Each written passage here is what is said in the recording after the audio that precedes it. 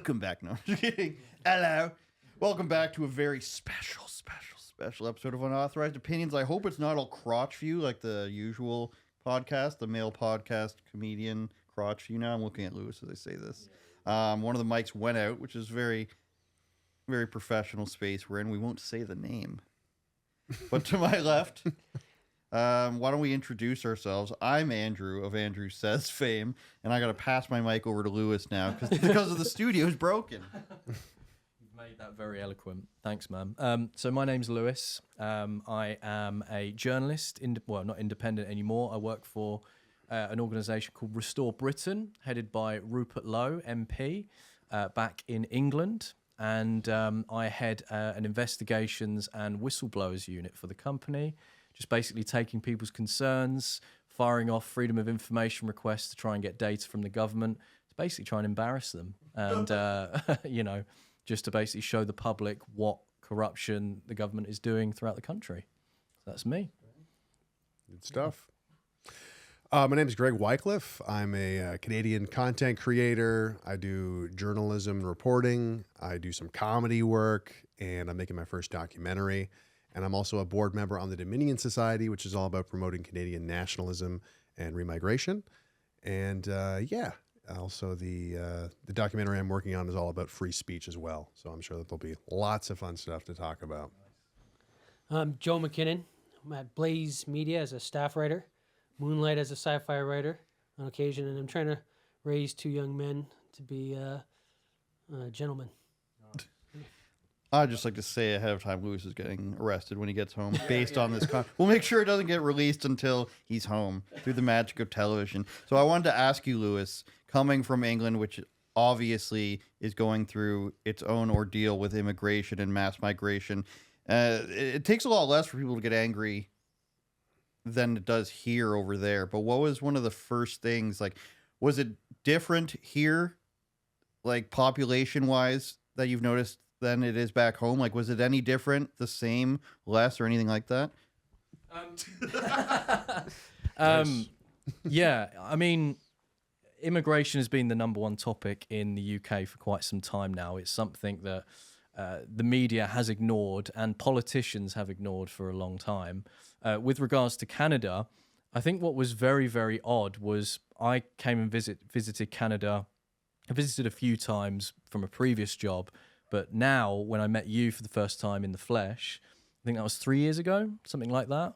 I think it was just before. I mean, I've seen your guys' graph of the net migration, like the big spike, and that's mental. Like, that's wild to see that, and it's very similar to what's happening, obviously, in the UK. But for me, going to see it just on the tail end of the spike, and then seeing it 3 years later as well, where the spike is obviously continuing to go up in Canada, and to see that no politician is really talking about it, no mainstream politician is talking about it. The media is obviously belittling the population of Canada who are speaking out or wanting to talk about it. I've even spoken to Liberals from Canada who are as upset as maybe a nationalist, which is strange. I'm sure you guys have had different experiences with that. But I do feel that the topic of mass migration, not just in the UK, but I'm guessing Canada, is shifting, and it's pretty wild to see. I mean, you just can't ignore it. It's one of those subjects that, you have eyes and you also have data, and there is a consort effort almost to try and shield it or ignore it, and that's just happening everywhere, and it's pretty insane. Now, do you imagine in the UK the grooming gang scandal kind of energized the reaction? Mm-hmm. Like in Canada, it seems that the energies are largely around housing, like the real estate market, unaffordability, and healthcare. Like, you can die waiting to see a doctor. Mm. But it's, in terms of the media attention, which ignored the grooming scandal in the UK, that seems to activate people in a way that still, like, it hasn't really done so in terms of healthcare and housing in Canada. Yeah. Like, I also wonder what's going to get us there. Yeah. Maybe you have some thoughts in that documentary. Yeah, I mean, I think content is king. I'm pretty cynical when it comes to this, and I think it's the content that really activates people and gets them paying attention. Like you said, the grooming gangs. I remember hearing about the grooming gangs. I feel like that was almost like 8-10 years ago with Tommy Robinson, all that. When it was He said it's been popping off. going on since like the 70s. Yeah, or at least when I was first getting red pilled in politics, I remember hearing about Tommy Robinson and the grooming gangs, and like, you know, that was kind of my first red pill, like being scared of the Muslims coming into Canada, and there was the Danforth shooting. Faith Goldie reported on that back when she was active, and that was kind of like my introduction. But in Canada, that was a very niche thing. Not many people are watching Faith Goldie. Not many people know who Tommy Robinson is unless you're in the kind of right-wing echo chamber. But I think over the past 2-3 years in Canada, it's been the Hanuman statue, like the giant statue going up in Brampton of this like giant Indian god. Right. And just so many like little, but like building upon so many anecdotes of viral videos of, quite frankly, you know, non-white people, most of the time Indian people, doing stuff that's kind of triggering like a disgust response in people of like, whoa, like, look at all that garbage, or whoa. There was one clip of a Uber Eats delivery driver in the GTA spinning in a delivery drink. And it's like, who does that? You know, like what goes through your head to do that? And then of course there's the car accidents and everything. So I just think like that accumulation of those viral clips is really what's kind of brought it to the fore. And it's people who are not political, who don't know anything about the numbers of the stats and that sort of thing. And of course, what you mentioned of the, you know, the overflowing, you know, waiting rooms and things like this, and obviously the housing and the cost of living is definitely the, you know, it affects people in their day-to-day lives. But I don't know, I'm a big believer in the content that goes viral that really, you know, activates people to start paying attention to this stuff. Well, I guess there's two streams there. There's the public reaction and what gets the, you know, regime reaction. The Liberal Party only responded because real estate and the scarcity thereof, they couldn't ignore, right? Because what were they bringing? 750,000 a year, minimum. Yeah, and it got up. That's what they said, and then it was actually more than 1 million. Right, and then they finally talked about a pause. I don't know if that's actually gone into effect. Well, I think they said that it's going to take a couple years for them to actually bring the number back down. For some reason, we can't stop it now. But what I was gonna, it's so hard to just stop people. What I was going to say in reaction to what you were saying is, yes, it's the housing and everything, but I think this mass amount of immigration actually does affect almost everything. The prices go up because things are more in demand. The housing prices obviously gigantically up there, and down to day-to-day things like, one thing I told Lewis when he got here and that he's already noticed is the U-turns. Like when you're driving, an Indian guy loves a U-turn no matter where he is. He loves just making that fucking U-turn right in front of you. He doesn't care if he's blocking traffic. And it's things like that that has brought every single person pretty much onto the same page. Now, I brought him to a place yesterday of a friend of mine's store, which we won't say the name. But everybody who comes in talks as if in like 2018, they would have been called just like a racist right winger. Caribbean guys, black guys, what else is there? Asian guys. And they're all just, everyone's just saying the same thing.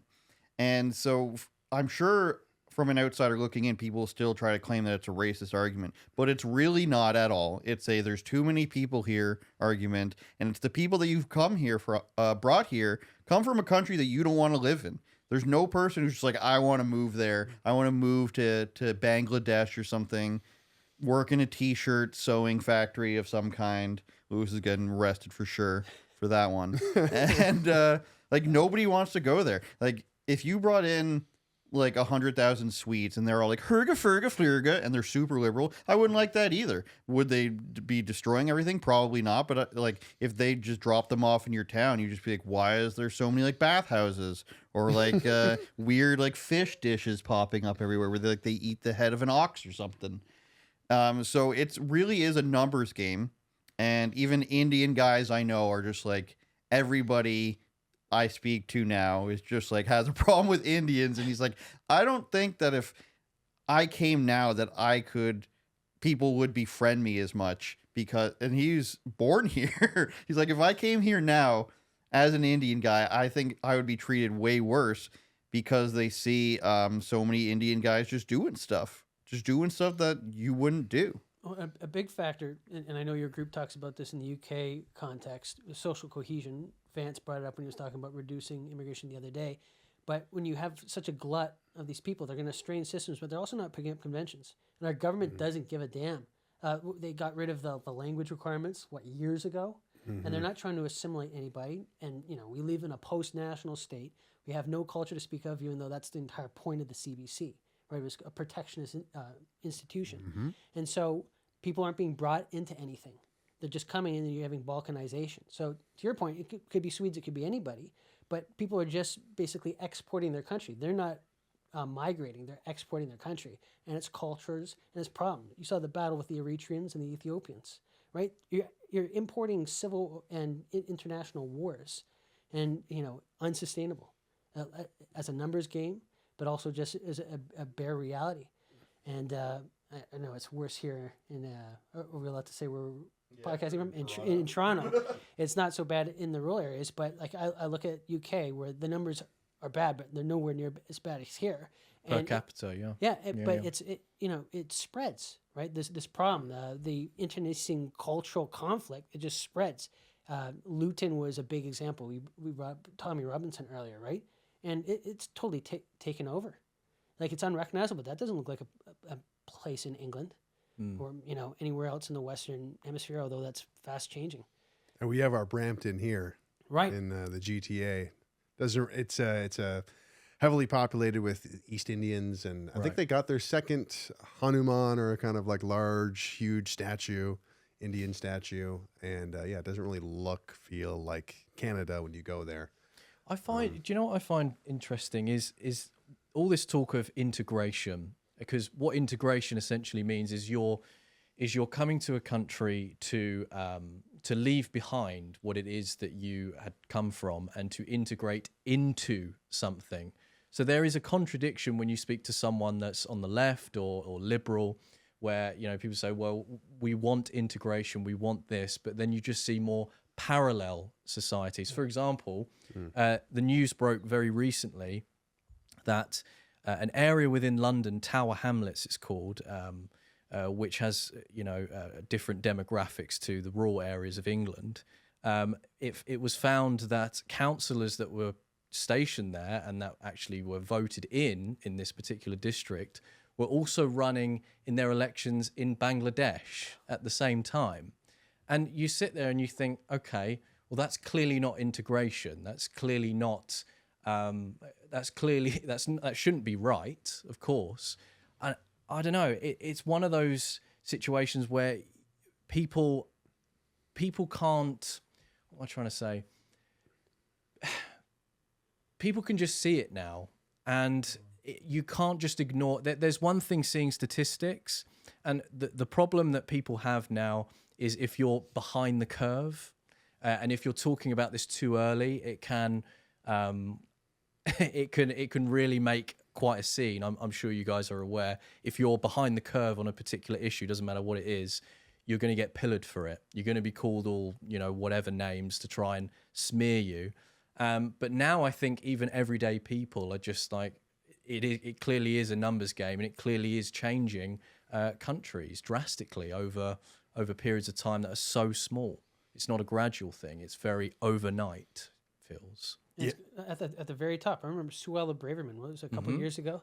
She mentioned that, I think she just said it verbatim, multiculturalism has failed. She was talking about the issues of integration, or the total failure of that She was project. pillared completely from the media, and isn't she the daughter of immigrants too? Yes, yeah. And so if she can't say that after confronting it as was Home Secretary, I believe. So she's looking at the real numbers. Yeah. So she can't say it. A lot of people are going to get in trouble for saying it, but you hit critical mass at a certain point, which I think it seems like they're almost there. Yeah. The United States is, I think, ahead on this issue. Obviously, they're being hamstrung at every turn by the courts, but they've acknowledged what they perceive to be a problem, and they're dealing with it.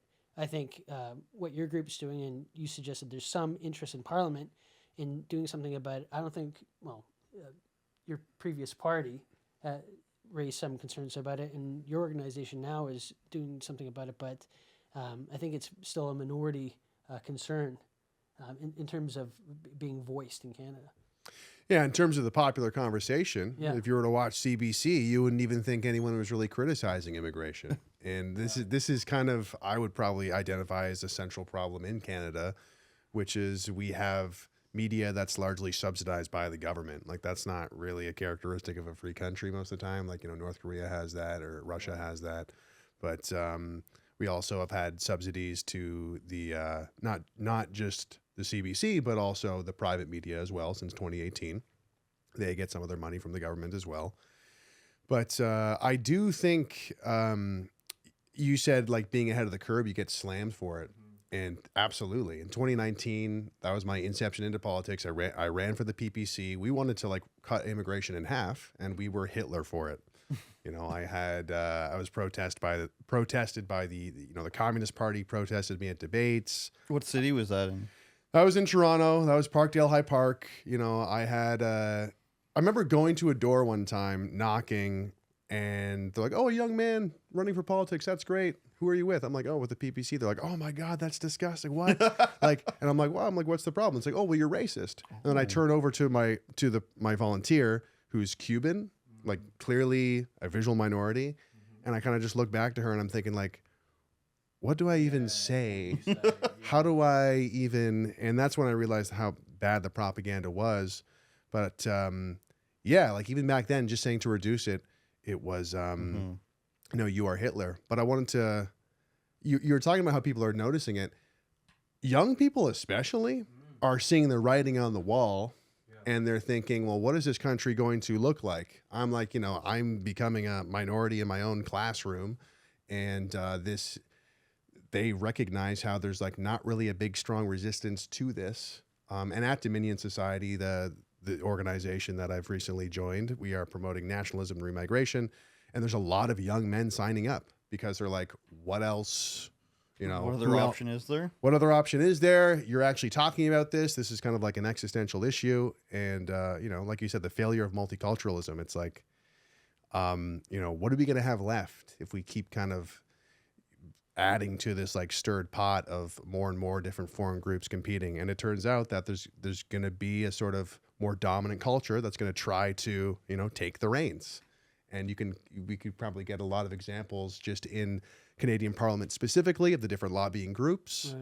Right. Shout outs to the World Sikh Organization. Those are the people who wear the turbans. They're very coordinated. They're part of every single, or at least there's at least like 1 degree of separation away in every single political party. There is someone connected to the World Sikh Organization. They care about Sikhs, not Canadians. Sikhs, sure, Sikhs in Canada, but they care about Sikhs first.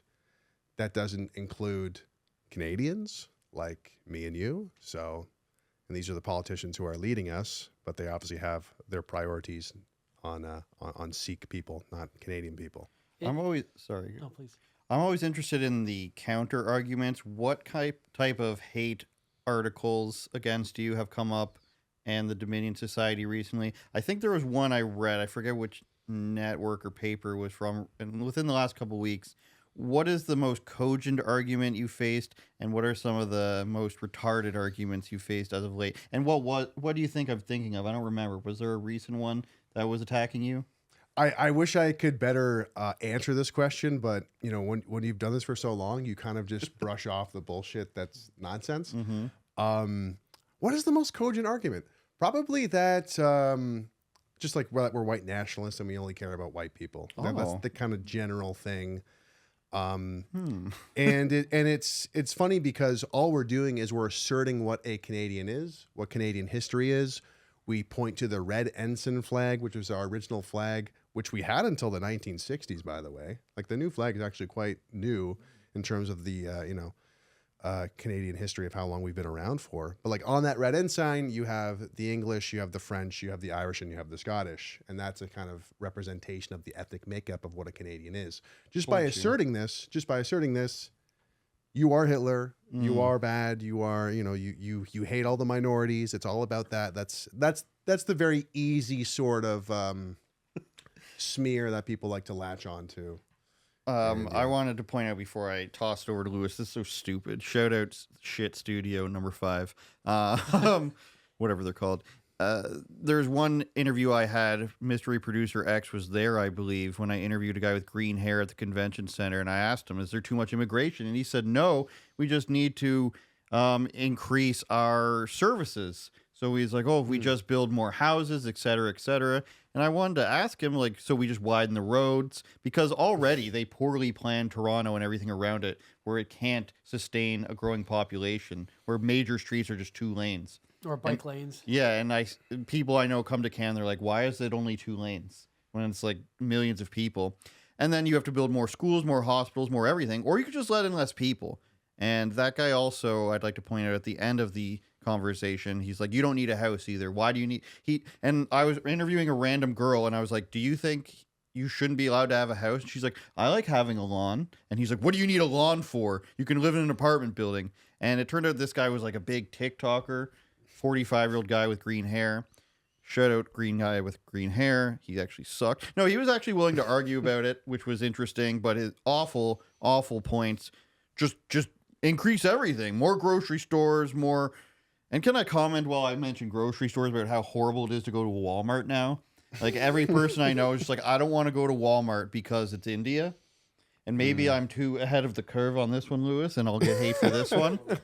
But going to Walmart now is basically like going to India. You go to Walmart, 35 people are walking through the parking lot with their head down on their phone. You might get into a car accident. There's 15 cars parked in front of the entrance because they're special and they get to park there and you can't. And then when you go in there, it's the same as traffic outside. People are on their phone. They'll stand in the middle of the aisle. You could say, excuse me, they may not hear you. The people working at the Walmart will be speaking in their own language with each other, not working. And it's just become one of those places where like the government has made it so you don't even really want to go outside in some of the places where you live, which is really strange. And how does that help us?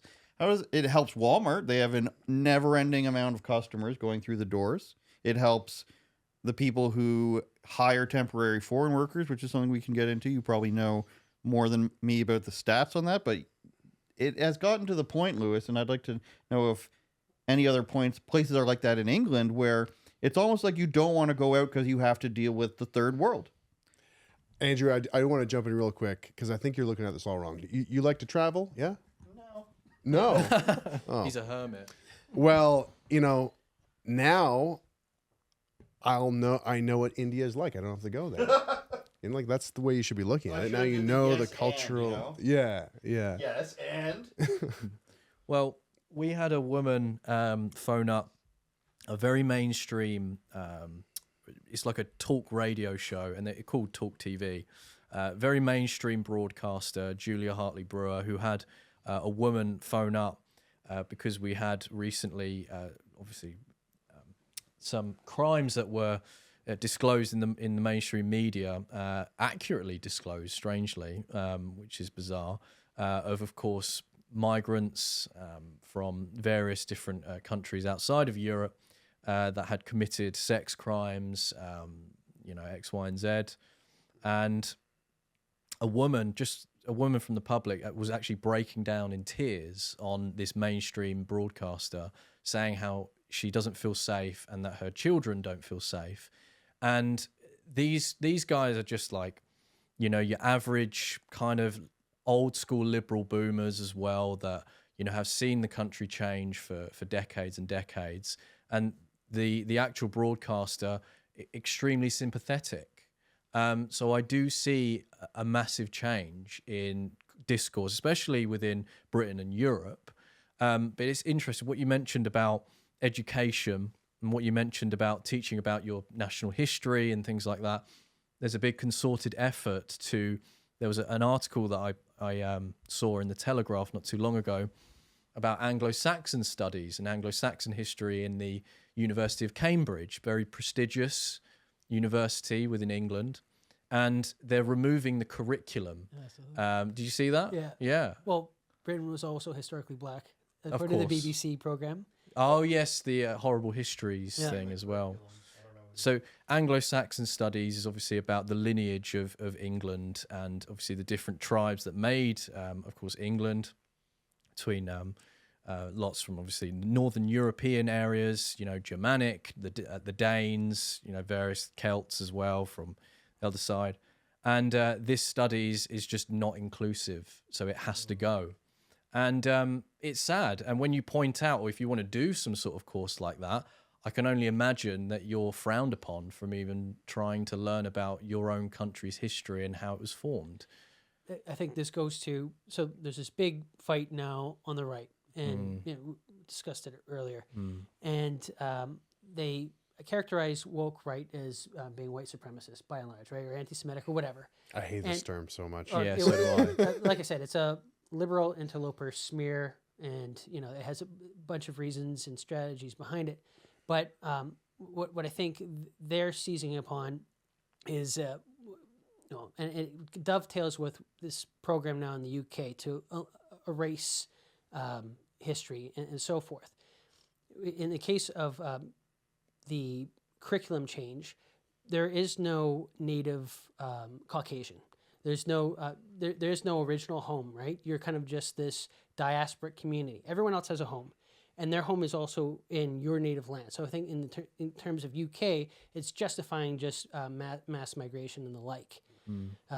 To put a finer point on the woke right, I think come back to it at a later point. But I think it's rendering native Caucasians homeless, bringing in the third world, or justifying it. Right, I can't think of any other reason to go about that revisionism. I don't know. I was just I went to a protest recently, and it was an anti-immigration protest, and it got totally steamrolled by Antifa. We were outnumbered by Antifa. This was in Toronto at Christie Pitts Park, and I actually hung around and talked to some of the communists. I say that as a joke, but like sure enough, in the conversation, they're like, no, communism works. And I'm like, oh, okay, damn, they're actually communists.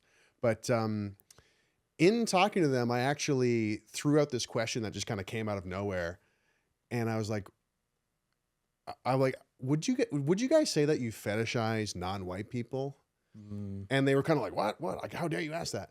But I've been thinking about that a lot, how there is this sort of like obsession, or I think fetishization is the word actually, in terms of like how every foreign culture is exotic and it's beautiful and it's so worthwhile, and it's just the way when East Indians come to Canada and they have their clothing and their religion and their culture, it's so beautiful. This is like a CBC person, like a national broadcaster, talking about it.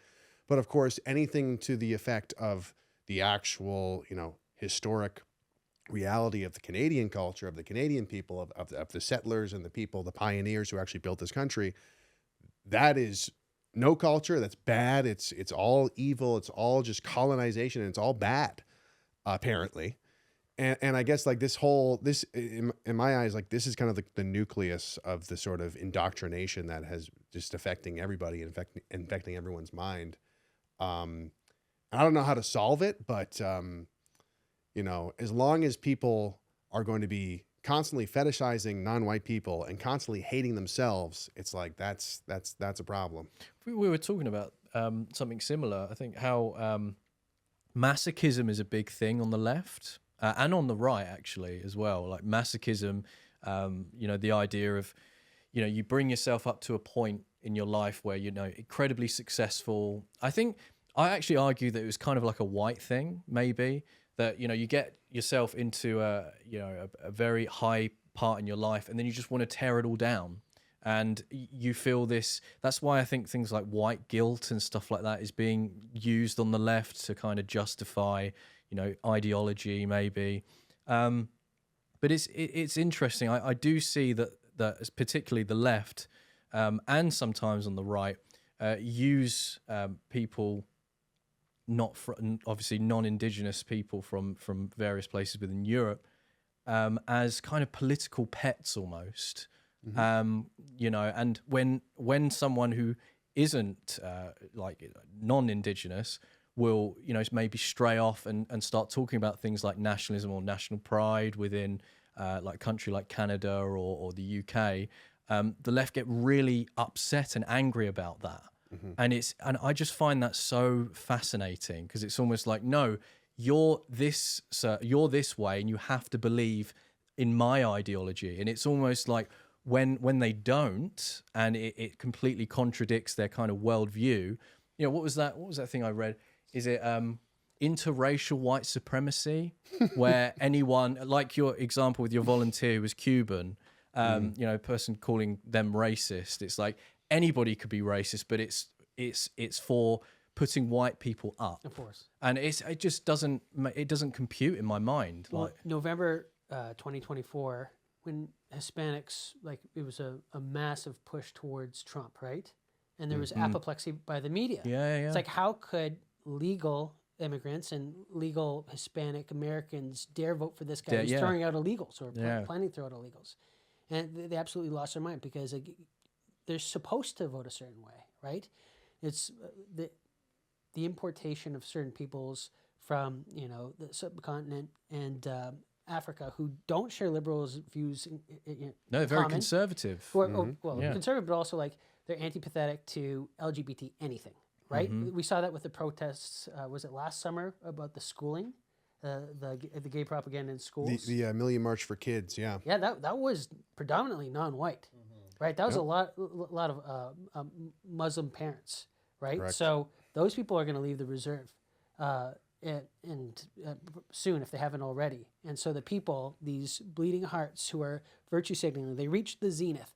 And we've conquered the world. It's the end of history. We're going to first bring liberalism to the world, but we're going to bring the world to us. And in their beneficence, they didn't realize that the world is not liberal. These people don't share your values. Yeah. These people, if they don't absolutely hate you, then they want to bring their values to Liberal supremacy. That's right. Well, that's an interesting term. I like that term. Yeah. I like that term a lot. Yeah, that's what it is. It's liberal supremacy. And just to jump on that, because I tweeted about this the other day, and I'm like, have people used this term before? Because, you know, it's... I literally just thought of it, I'll be honest. Yeah. No, it's a good term, and I think it's especially relevant in Canada.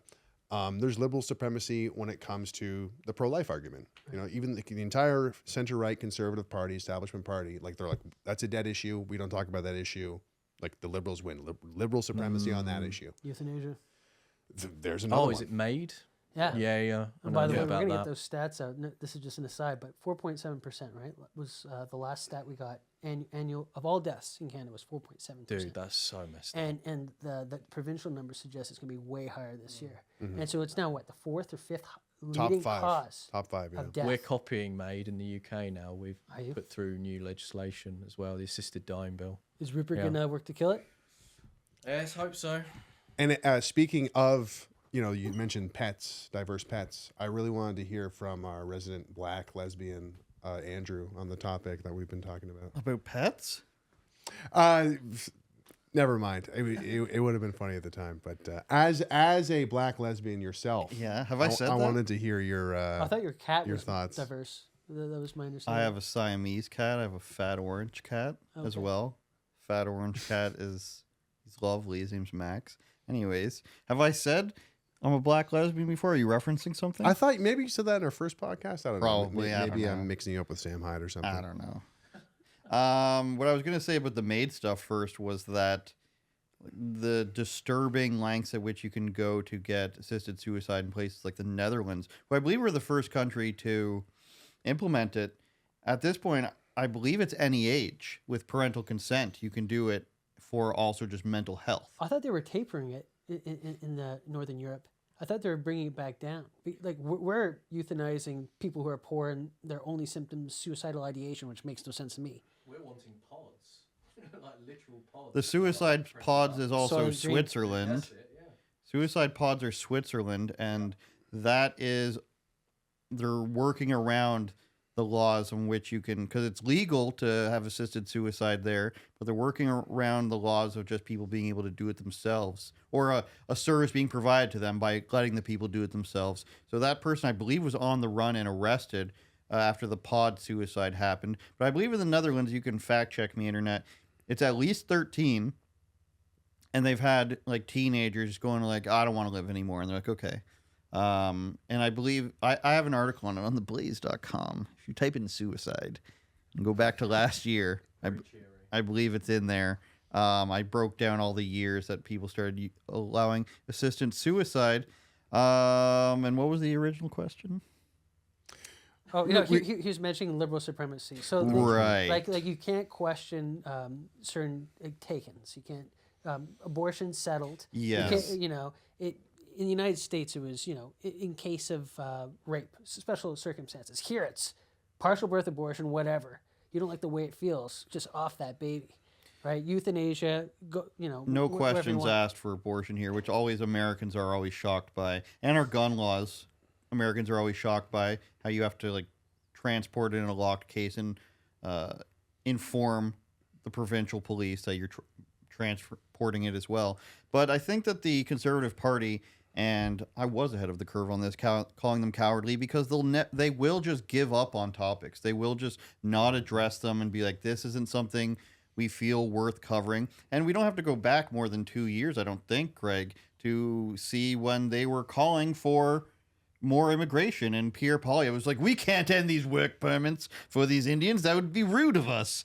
We need more temporary foreign workers. I implore anyone watching to go on the temporary foreign workers job site program and just look up a business that's near you and see how many job applications they have for people for jobs that can be filled by people who have lived here or were born here, etc.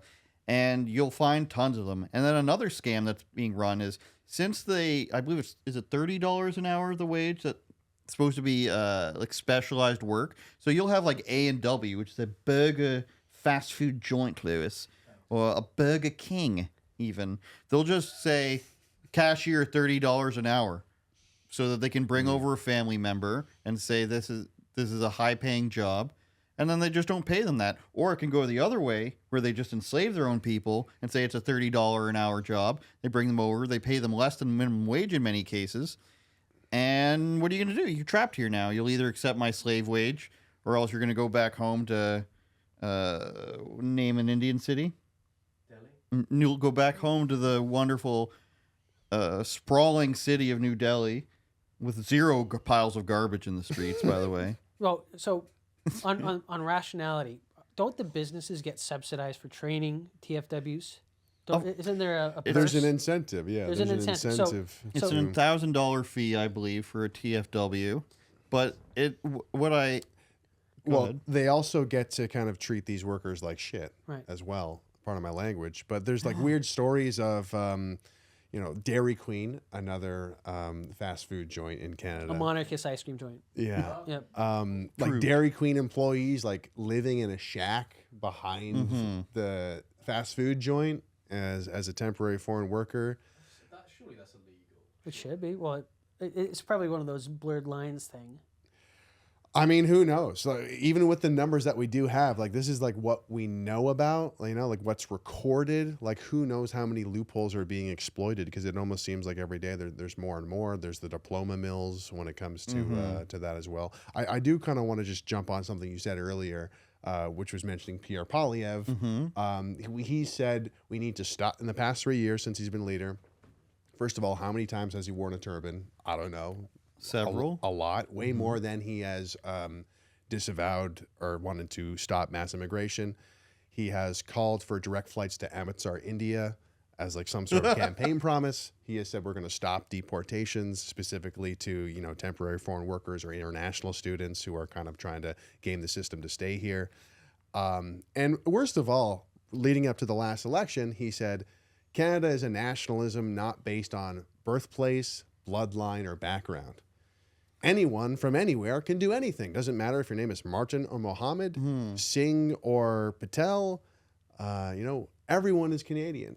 And all the people in Delhi, they're just future Canadians, guys. Well, even in their campaign videos, it was like, we'll show you everyone. Anyone can be a Canadian. Here's your tiny house that you can live in with 2 feet between your neighbor. Like this is the Canadian. This is all you need, everybody. It goes back to that guy. But now they're attempting to point all that out. They have Michelle Rempel-Garner. Would she be the shadow immigration minister is her title, I believe? And she's posting things. Sorry, I let you just exhale and then not speak. Go ahead. No, excuse me. And then she's posting things from the temporary foreign workers job site and just acting like, and they're nice graphics. They've probably been done with AI. Shout out to the person who's doing them if they're not. And they're saying, couldn't a Canadian fill this job? And it's like 2 years ago, you were literally promoting this. So it's hard for me to take them very seriously and not just blowing with the wind when all of a sudden, I like to point this out. I'm not an ageist, but I will say who, when they're like 50 years old, is just like, suddenly I'm against this. I guess maybe after everybody has pointed it out, maybe they've come to the light in the conservative leadership. But my point is they don't want to actually give a number that they want to reduce immigration to. They don't want to say anything close to deportation at all, or even remigration. And they don't want to say, like, this culture is worse than ours, or these people don't want to do this stuff. They still want to pander. And I've done my due diligence as a serious journalist and emailed Michelle Rempel Garner to see if she wants to speak on the subject. She has not replied, nor has Big PP. He doesn't want to reply either. And you're right. He'll wear a turban. He'll say, Ukraine forever, Slava Ukraini, billions of dollars forever. Totally nothing going on there. No, nothing under the table going on there, I'm sure. I'm confident that there's no money laundering going on there, for sure. And thank you for confirming that. Thank you. Just so you know, don't accuse them of that. Thank God. Okay. They don't want to do anything like that. So they won't talk about it. They will never go on a podcast from the right wing that would attack them. And my last point will be about Pierre's recent appearance on a podcast where they said, why do you want to do any of this? And he'll go up to, I don't know what term to use, but he'll go up to the line. He'll look at the line where he should say what he should actually say, which is we need to reduce immigration to like 0 and probably send people back. And then he'll look at that line and be like, that's too mean. I can't say that. I got to walk that back. And it's like, I don't know if it's disingenuous, but it's like he knows the answer. He knows the correct answers, but he's afraid to say it. Well, there's the answers like the populist demand, but I think ultimately he's a Hayekian liberal, right? He's consistent within his worldview, right? He talks a what liberal? Like Friedrich Hayek, like the classical liberals, the libertarians, Mises and so forth, open borders, mobility of labor and so forth. Because that's the rhetoric he usually dips into, and he's consistent within that worldview, right? It's not adapted to the present circumstances, right? Made sense in 1922. Doesn't make sense in 2025. And it doesn't make sense with the numbers we've previously discussed. And I don't know if it ever makes sense, mobility of labor, like, if you're a protectionist especially. So, but at the same time, there's nods to the populist energy. There's nods to people wanting to stabilize the real estate market, people who don't want this glut of, warring tribes from the other side of the world. And so I think where he's disingenuous is pretending that's where he might go. And but apart from that, I think he's consistent within, if you recognize that this is just, again, a libertarian outlook, the big business on Bay Street wants this. Big business wants that wage suppression. They want a big talent pool. If there's scarcity of native labor and the birth rate in Canada is 1.2 and replacement rate is 2.1, they want just to import as many people as they can or automate. And I think in UK it's 1.4, but there's a similar, I think that was part of the reaction to Brexit, where the fight against topic. It was like, business wanted that labor stream, and they didn't want that threatened. Mm-hmm. I think it was less about ideology, more about numbers. Numbers. Well, that's the case of a lot of politicians now in the UK. They're more interested in looking at GDP and the sheets as opposed to culture and what people demand as well. I mean, I'm sure it's exactly the same over here in Canada, that politicians have kind of forgotten that they work for the people as opposed to the other way around, right? That they work for themselves. Not according to the commercials. No, yes, people. I've seen your commercials on the political from Pierre and others. And I actually just sit there and go, yeah, it's well done, it's well designed, it's well put out there, well scripted, but is it genuine? And I think everyday people and yourselves, I can imagine, are just like, this is just bullshit. I'm sorry. Like, it's just total. I think that's a great representation of why Pierre Poilievre, the leader of the Conservative Party, lost last election. Yes. I think a lot of people who follow politics. Oh yeah, I saw the Apple thing. Yeah, yeah. That became like a trademark thing, was it? Yeah. Yeah, no, the Apple clip. Oh my God, I'm just Yeah. having flashbacks from that. Everyone reacting to it. He's the best. He's the best 'Cause of ever. that- But he was Because, amazing on Rogan. Oh. right. He didn't reply to Rogan. Didn't reply to that You wouldn't email. even go on the Nelk boys, who are like, they're very, they're crude, but they're still safe. Like they're interviewing the prime minister of Israel and other places. Like they have a particular style, but they're still safe if you think about it. And that was they're too mean as well. Well, it just goes to show that Poilievre cannot be in a podcast setting where it's like no guardrails conversation. Right. He's just not comfortable with that. And as you said a second ago, it's like, this person doesn't come across as authentic at all. I see him. I feel sorry for him. It's so contrived. It's so scripted. It's so calculated. It's like you do not come across like a real person at all. But he got rid of his glasses. He's buff now. Yeah, I got yoked.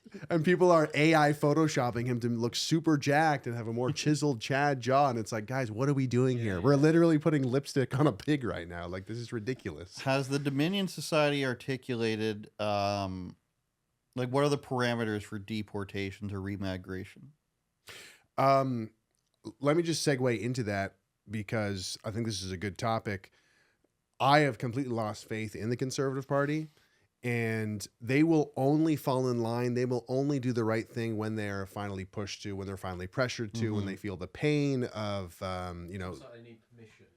They need permission, or they need to see that there's a big enough voting block to justify saying the right thing. And that's a big reason why we started Dominion Society, is to create that voting block of like, okay, you're going to keep wearing turbans to pander to those voters. We're going to have millions of people with green pins. You're going to have to wear a plaid shirt, Poilievre. Oh, so you're looking to advocate, but also boost the Conservative Party, but with new talking points. We want to create a voting block. Any politician who wants to pander to us, come pander to us. We have very specific policies on remigration and immigration and changing that. And, if you want our votes of hopefully eventually 1 million people in Canada, then, come adopt our policies. Joe, are you willing to say who belongs here? In this room. In this country? I'll say it if you're uncomfortable. Go ahead. I'll say He my knows the answer, I'll yeah. say my opinion. Let's go. I would say the whites, the blacks, and the natives. That's who I think this country is for. The white people that settled it and created the country, the black people that escaped slavery here, because I'm not going to blame somebody for being a slave. That would be effed, as the kids say. And then the natives, of course, who I have many native friends. They're very patriotic. The ones that I know don't want handouts. I've known dozens of native guys who don't want handouts. They're like, I would never take that. I have a very close personal friend who could have used his ability to get free room and board and education to stay with a girl who is going to a certain school, and said, I don't want to take that. So that's who I believe can stay. My number is, if you came after 2020, you should have to go back. Maybe I've heard non-whites say 20 years ago. And, this is a very, and seriously, but also not so seriously, this is a topic that brings everybody of every race together, that there's too many people here.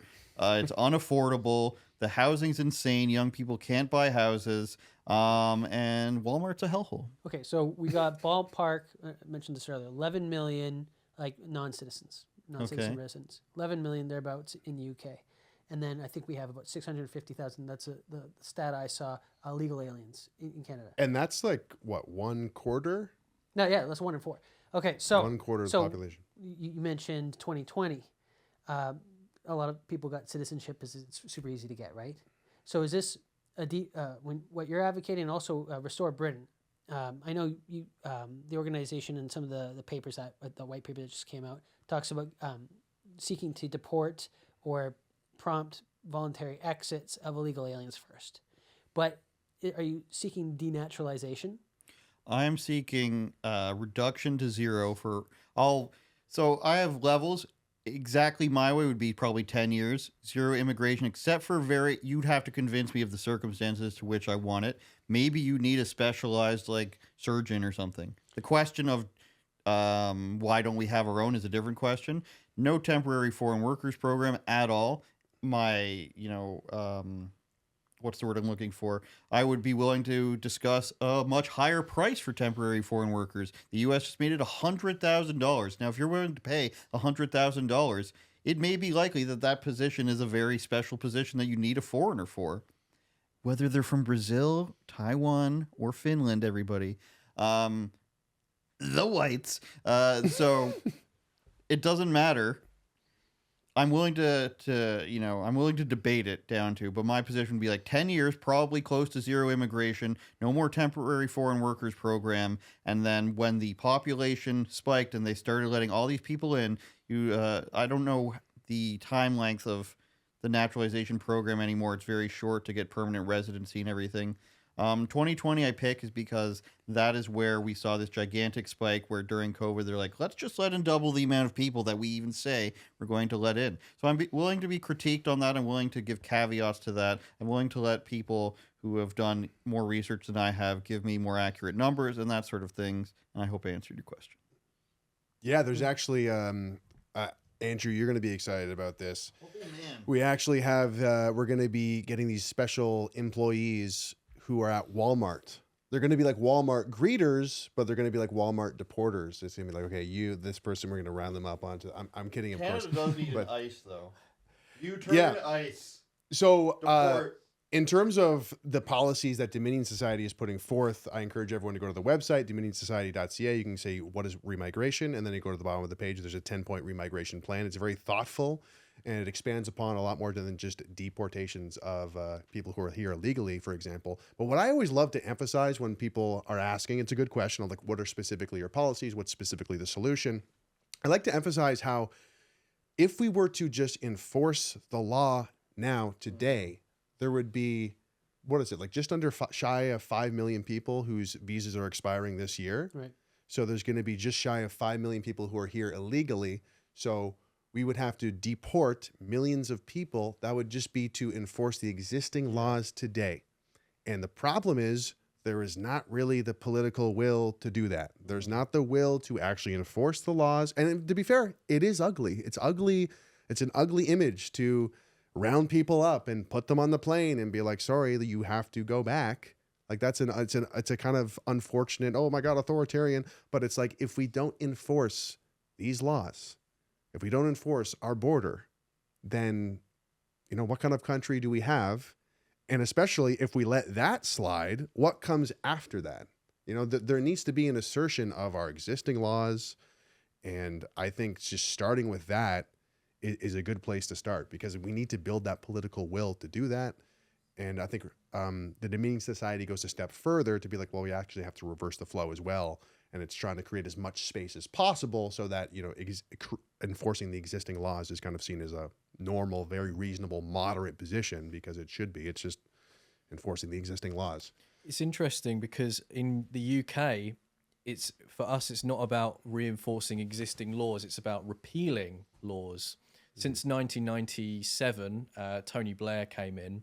He has overhauled the political system with so much legislation, from speech laws. Obviously, I'm sure you guys have heard all the stories about the UK and speech laws, and what's going on there. People are being arrested for even talking. So I'm expecting a knock on the door when I get back after this. So thank you very much, Andrew. Yeah. Oh, PTSD.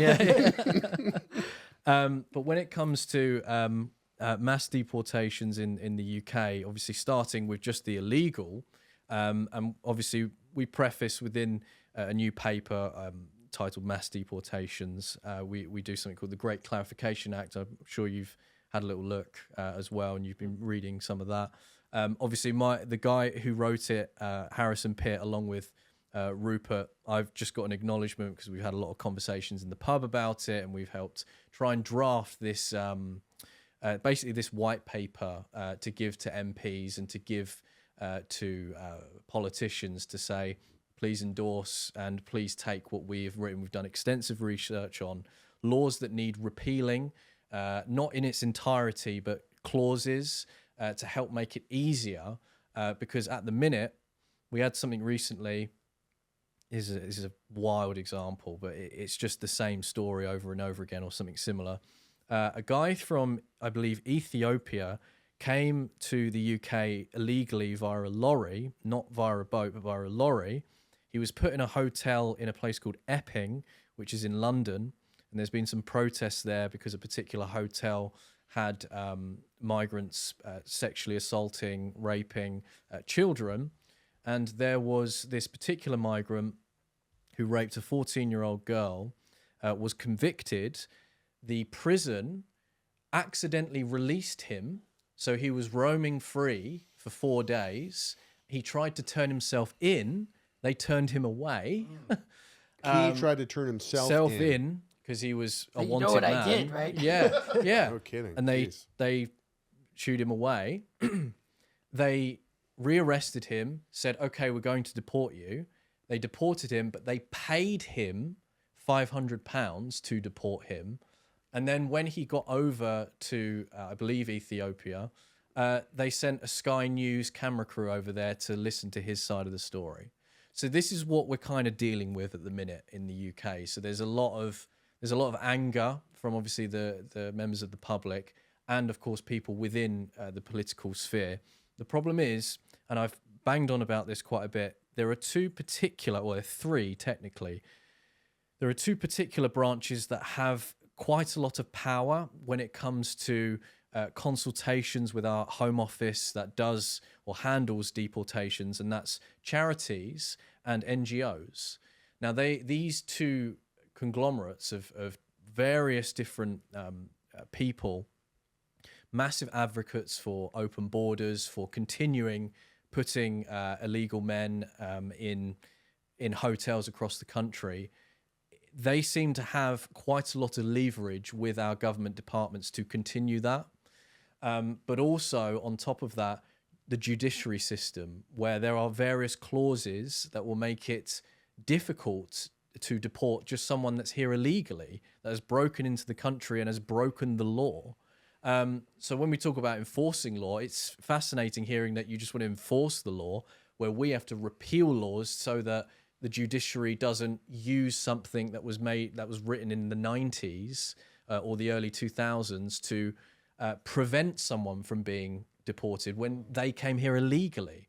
So we have to tackle that first. I know legal migration is obviously a massive issue too, because the numbers are too great. But even trying to sort out the illegal immigration problem in Britain is because of red tape and bureaucracy. So that's our main focus with that. On the first part, I saw that Restore Britain was trying to strike at the heart of that UN policy regarding refugees. The ECHR. Yeah, for decades. So you can come from a country on the other side of the world to a nation. You're an economic migrant after the second country. But according to the policy, you're still a refugee and can claim asylum. And so Restore Britain, my understanding is that, Repeal it. Yeah. So France doesn't have a whole lot of asylum seekers, right? So you basically dry up that source of migrants. Mm-hmm. And that'd be transformative. Because the individuals coming on boats, they're claiming asylum? Claiming asylum, yes. And, come over illegally from France, usually. They would pay a trafficker who can sort them out a boat, life jackets, and they come to the port of Dover is usually one. Well, there's other ports, but it's mostly Dover. And there'll be a bus waiting, because I've seen it with my own eyes. There'll be a bus waiting with Border Force there, the RNLI, which is the Royal. It's like a Royal, like Navy almost, lifeboat association or something. I should know what the RNLI. Dunkirk group, right? Yeah, the guys who go and help people who are drowning at sea. Right. There's many people pulling out for donating money to this particular charity because they go out and help people in distress out in sea. It's a very noble thing, but they have been helping illegals just come back into Britain, and there's been a big sort of scandal with that. The Border Force as well. And I think there's a lot of people that see that and just feel, like nothing is being done. Like, even though that there are politicians that are now talking about it, which is great, Rupert Lowe being a big one, and has put forward so many parliamentary questions, and I'm extremely grateful that I have his support and I'm working for him. But there seems to be not a lot of politicians like yourselves who are willing to actually speak about it. So Farage, is he the Polyev? Like he's saying some of the right things, but he doesn't I mean thought it. Farage would come up. Be careful, Lewis. Well, no, just No, on this of course. point. Right, yeah. So he's kind of like, he's your populist guy on the right, more centre. He claims he's sort of like the populist guy on the right, but he's more sort of centre right.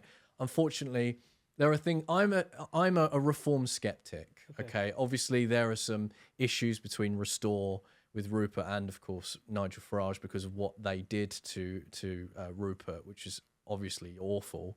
Tried to get him arrested, which is another thing, and it's pretty wild. But unfortunately, a lot of people, because of Brexit, saw Nigel as this guy that can get things done, and he's always been like that, really.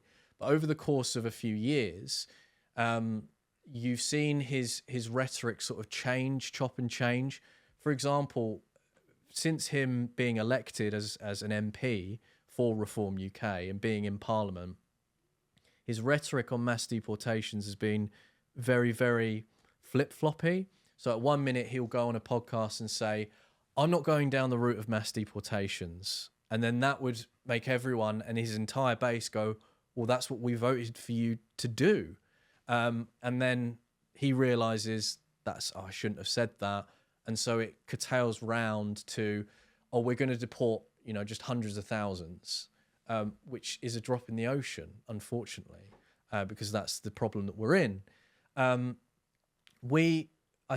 can't obviously speak on behalf of other people, but as a skeptic, I believe that these guys, as well as the Conservatives who have been a facilitator in mass immigration in my country for a long time, they just need, it's almost like permission from the electorate and from other politicians, because our media is a tabloid. It is vastly different from the America's tabloid or the American media or the Canadian media as well.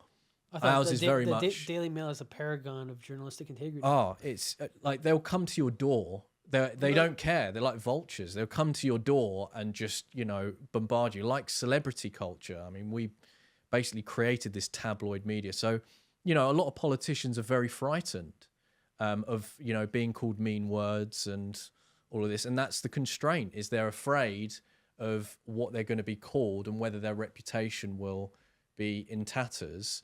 But the majority of people want immigration not just illegal, but legal, reduced. And that's the majority of the British public.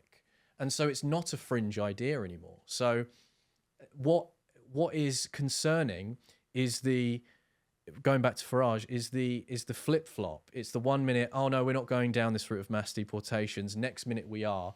Oh, we're not doing this, but we're doing this. He's had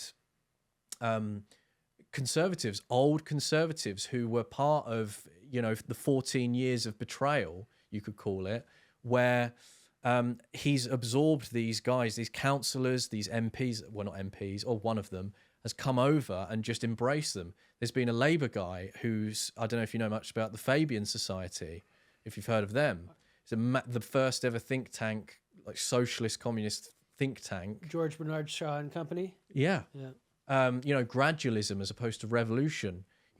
People that are memberships of this, socialist organisation coming over to reform. It doesn't make sense. There are liberal Democrats who most of the time want open borders as well. So it's kind of this mishmash of, I'm not sure where they're going or what they're doing. And so it's kind of reminding people that this is what the British people want. People have a lot of faith in Rupert Lowe and want to see change. And yeah, that's, my role is to take concerns from the public and government, like anyone from government who wants to blow the whistle on things, to publish it, report on it fairly, accurately, and to, of course, get data and to show people how bad the problem is. time. Unfortunately, shout out to Shit Studio C. I shouldn't swear so much. You guys have, people can get fired or arrested. Lewis is in jail as this is airing. You can contribute to his GoFundMe at EnglishGuyInJail.co.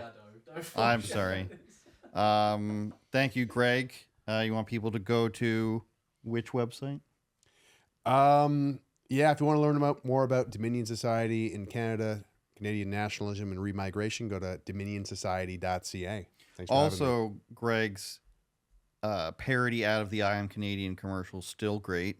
I rewatched again recently because I had to explain to somebody English, you might say, who doesn't understand Canadian lager commercials. So there was a beer commercial 20 years ago, okay? First of all, it's not even first of all. 18th of all, we went to a hockey game the other day, and we go to this Toronto hipster bar. What was it called again? Left Field. I'm calling him out. We go in there, and the guy gives a 10-minute explanation as to why we can't stay until 7 because all these reservations for the Jays game. But he didn't say it like that. I had to ask him follow-up questions. He could have just said, you got to get out at 7 because there's too many reservations. Okay, can we sit at this bar that's right next to us that's open? No. You go upstairs. Here's your table number. Go up there. We find the table number. We sit down. Lewis goes up to the bar to ask for beer. They look at him as if he's presented like a beating heart on the counter. And they're like, what are you doing? You have to order by scanning a QR code to get to their online menu and then purchase it online for the guy 5 feet behind you to bring you a beer, which of course makes it so the bartender can't get tips. And it was absolutely moronic. Did you have your digital ID? Yeah. And I said all that to say, Lewis didn't even like the beer. It was a normal beer. It tasted akin to Budweiser. And he's like, what is this? What is this? This is disgusting. He spit it onto the floor.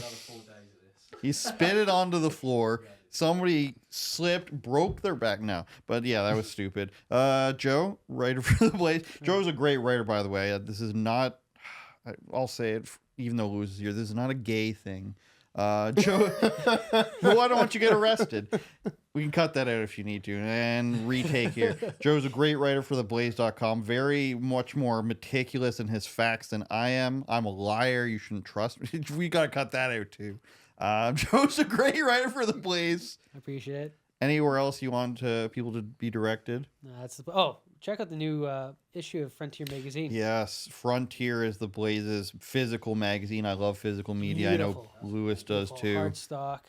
It's quarterly, right? You were looking at a certain magazine the other day in a store. Yeah, this is the one you should have picked up.